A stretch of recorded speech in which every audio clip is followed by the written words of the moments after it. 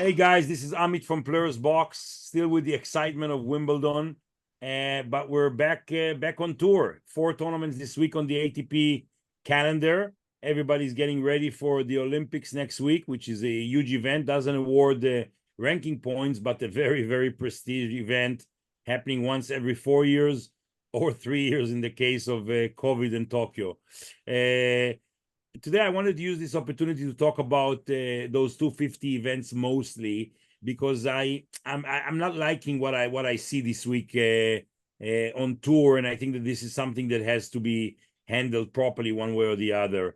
And but let's start with Hamburg, the 500 event this week, a former 1000 event, one of the first retracting roof. It's not really a roof; it's more like a tent that closes up in case of rain. It can get rainy in Hamburg. So they have the local favorite, Alexander Zverev, and they have Rune in the bottom, Baez, Fields, a couple of other guys. Field is okay, and it seems like the player are taking it pretty serious because it's 500 ranking points, right?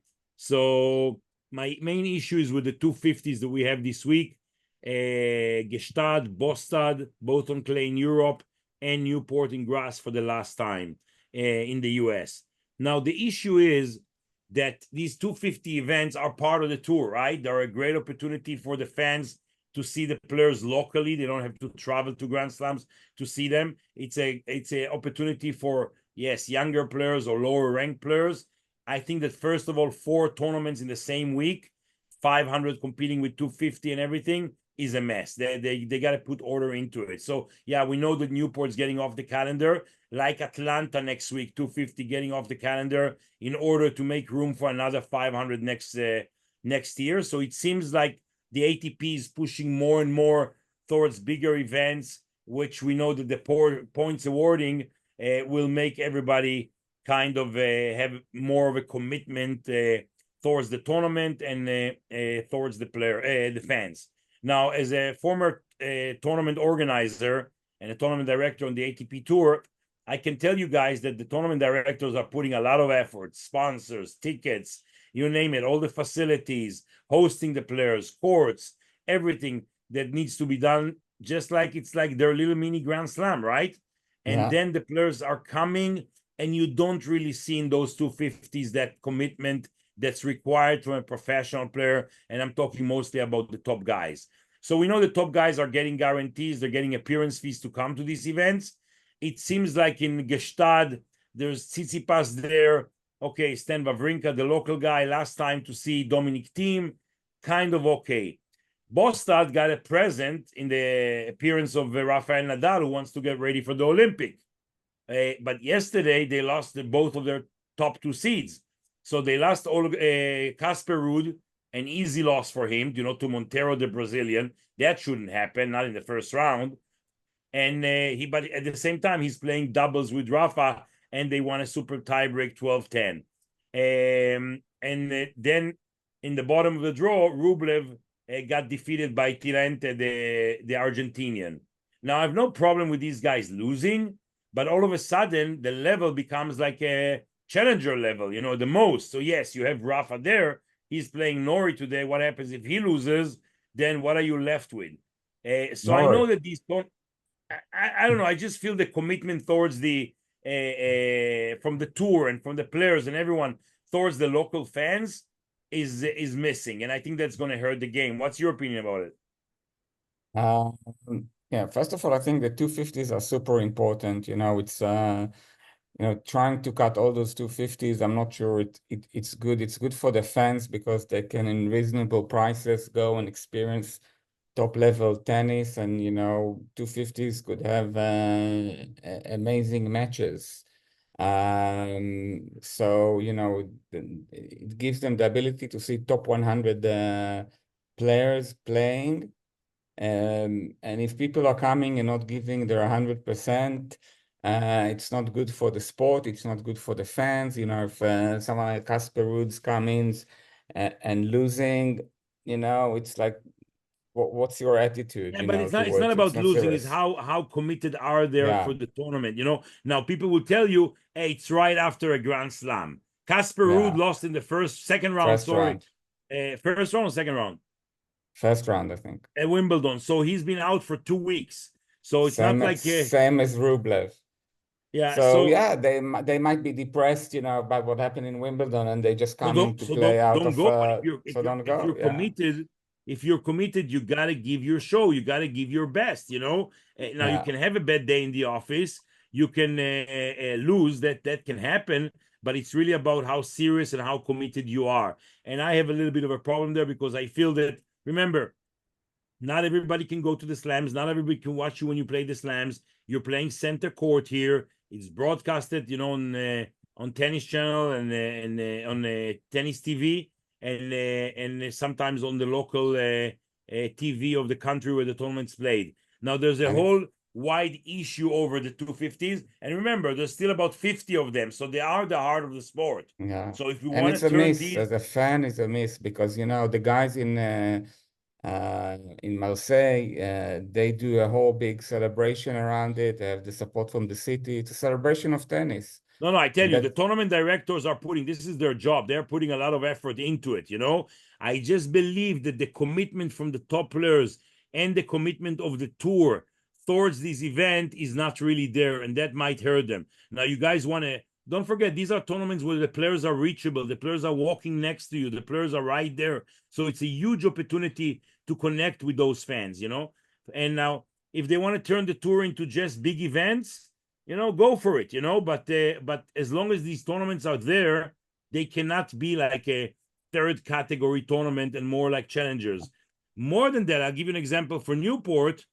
It seems like to me like a combined event between college tennis and challenger, Yeah. So I know these tournaments getting off the calendar, but at the same time, I don't think it's good for the game. Really, it's not. It's That just could not. be location. They've been to Wimbledon and now need to fly to the US, go back to the Olympic, whoever plays in the Olympic. It's not the best. They can do a better job. Everybody can do a Yeah. better job. Really, I'm telling you, everybody can do a better job.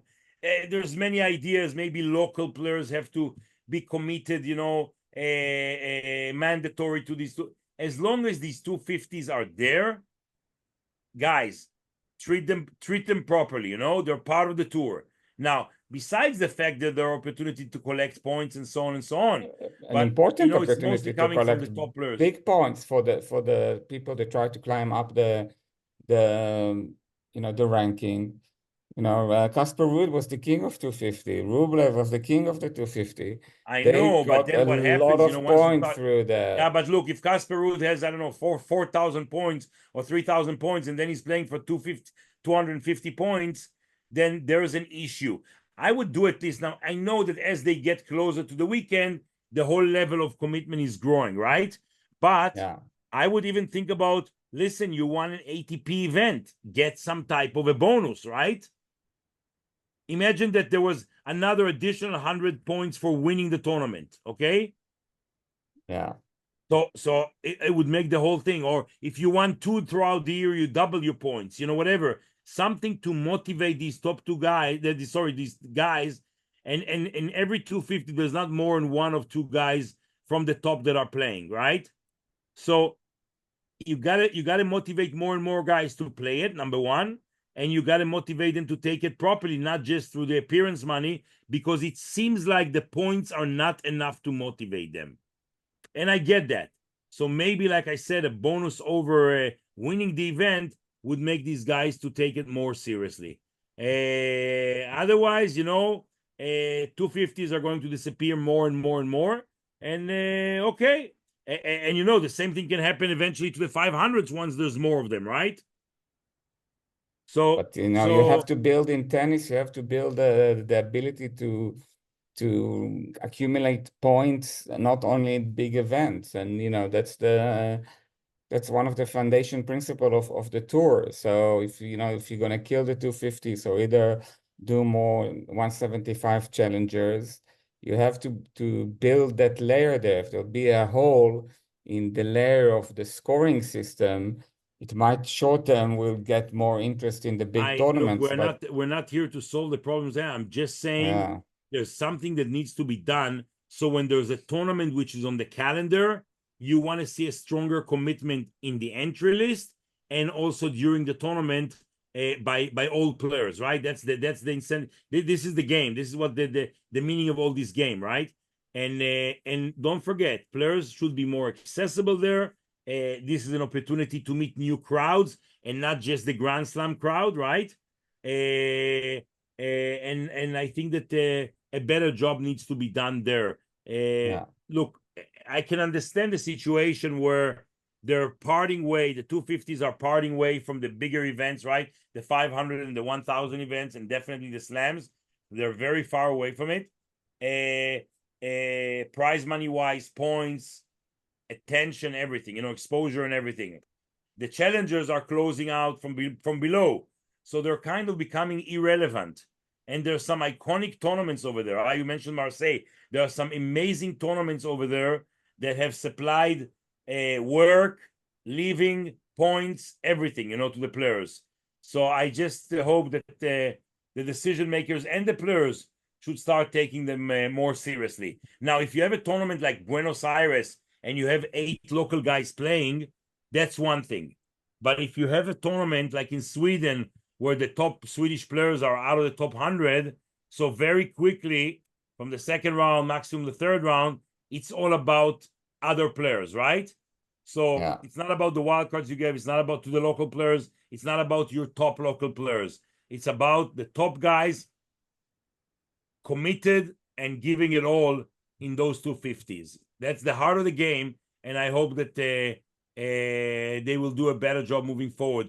I know it's kind of a interesting, and different season.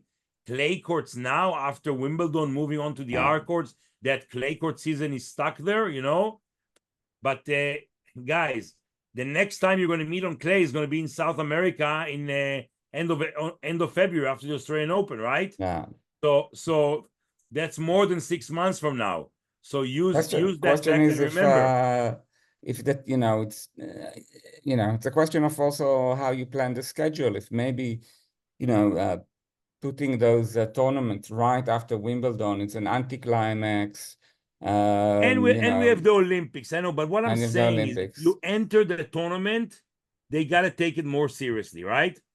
Now that's the first thing. Secondly, don't forget that the majority of players on tour are what you call good clay court players, right? The European are dominating, right? European, South American, they're dominating the game. So clay court season, is what, 6 weeks or whatever, 7 weeks, Now all of a sudden you have, and not everybody wants to travel to South America, right? Now all of a sudden in the heart of Europe, you have 2-3 weeks of clay courts. Use it properly, guys. Every point matters. Every point counts. I had I'll never forget, 2000, Marat Safin was going to play. It was playing from being number 1 in the world at the end of the year in the Masters Cup in the ATP Cup in Lisbon. And he lost it to Gustavo Kuerten by 15 points. All right. And Mari in 2016 for I don't know, less than 200 points have overtaken Novak for the spot of number 1 at the end of the year. So then down the road, you're looking for these 15 points or 100 points, and wow, I could have gotten them back in August in Gstaad, Bostad, or Hamburg, right? So every point matters, every inch matters, and for the players, remember, the tournament directors are doing a phenomenal job, right? The players pay attention and make sure it's kind of a bond and a contract between the players and their fans. They're going to give it all. Fans are going to support them. So I think that we said enough, and let's hope that eventually over the weekend, there are going to be some great matches. I believe that 4 tournaments, one of them is a 500, is just too many in the same week. Amit, while we have you, what do you think about Nadal getting into the US Open? I don't know, whatever. Rafa just doesn't know what he wants to do and doesn't want to show that he's going to retire. I don't think he stands any chance. I watched his match carefully against Leo Borg. He can disguise it on clay, but he's not moving well. He's like really moving very, very slow on court. He can still strike the ball. He can hit the ball very hard, but he's not moving. So on hard courts, I don't think that his body can hold on a best of 5 on hard courts, So why does he do it? I have no idea. It I should just be don't think it's against going to work. Novak. Both of them cannot move. Well, Novak is different because Novak's very light, and Novak, other than his procedure, is in phenomenal shape, definitely for his age.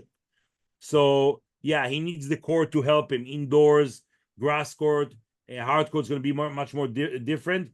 10 months ago, he was fine. He won the US Open very convincingly, you know, besides that match against Jera, where it came from 0-2 to win the match.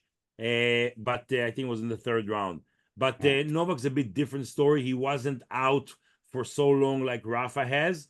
But I say with both of these guys, we're happy that we have them. Let's take it one by one. So I want to see them at the Olympics, and then let's see if they play any of the Master Series events, if at all. Remember, they both own boats. They both have kids, so they would want to spend the summer with their families. And then let's worry about the US Open. It's still a long time down the road. Amit, if we are talking about the Olympics, what's the structure of the game there? It's like a teams. You can it's more of a team structure. The entry is by team, so it's the top player, top 64 whatever players in the world, not more than 6 players from a country, you know. Yeah. So with doubles and everything, you know. So there's a couple of guys that are missing it because take Zabalos, the number 2 doubles player in the world, you know. So he's going to miss it because Argentina has so many players in the singles, right? But majority of the players on the women's side, it's for some reason Zabalenka is not competing, and who else? Jabeur. Jabeur decided not to play. But I think most of the players, for national reasons and wanting to represent their country and wanting to look good in their own countries, they're all going to play. They're all going to compete hard. Last time I remember someone not being charged for not being competing hard at the Olympic was in 96 in Athens. No, Athens was 2004. 2004 in Athens, you know. So Goran Ivanisevic was blamed for not playing hard, you know. But I think it's best of 3. Last couple of Olympics, we had some great tennis. Murray winning in London. And remember, Zverev won Tokyo. Zverev won gold for Germany in Tokyo.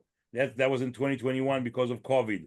So I think the players are going to treat it very, very respectfully and with all the, but that's again, you're playing for your country. So if there's a 250 in your own country, why don't you play and give an opportunity for your fans from your own country to see you and to be proud of you? So so let's see. You know, my guess is I think that this time it really helps the fact that it's the same venue that these guys were a month ago, a venue they all love, a venue that you know is a Grand Slam venue. Milos Raonic, who hasn't played clay courts, in 8 years, is going to play the Olympics on clay, and he's getting ready for it in Barcelona to represent Canada, right? So they do take it pretty seriously. Who's Marcel Granollers going to play with? He's going to play with Carreño Busta, you know. Carreño is out of shape, you know. He's with protected ranking there. So I don't know how much he can play well there. But that's what happens when your partner is from a different country, right? Yeah. On doubles, all eyes are on Rafa and Alcaraz. I mean, having remember the best team that we ever had of famous players was Stan Wawrinka and Roger Federer, right? And they won a medal. So I think that this will be bigger because Carlos is bigger than Stan Wawrinka, with all due respect. No, for sure. But I'm saying that I don't think that there's ever been so much interest around doubles as there will be in these Olympic Games. And you know what? Maybe even more than the singles, right? Yeah. So these are going to be hot tickets at Roland Garros in the Olympic Games. So again, guys, we want to see more commitment from the players, more commitment for the tour, for whatever tournament that there is on the calendar, right? You want to make changes on the calendar? Fair enough. But as long as these tournaments, and don't tell me Newport is the last year or Atlanta is the last year. If these tournaments are on the calendar, we expect everybody to be committed and to give their best and give it all on the court and off the court. So guys, please make sure to like and subscribe. Anything you want us to talk about and share with you, please let us know below. And remember, Players Box is the best seat in the house. See you soon. Thank you, mate.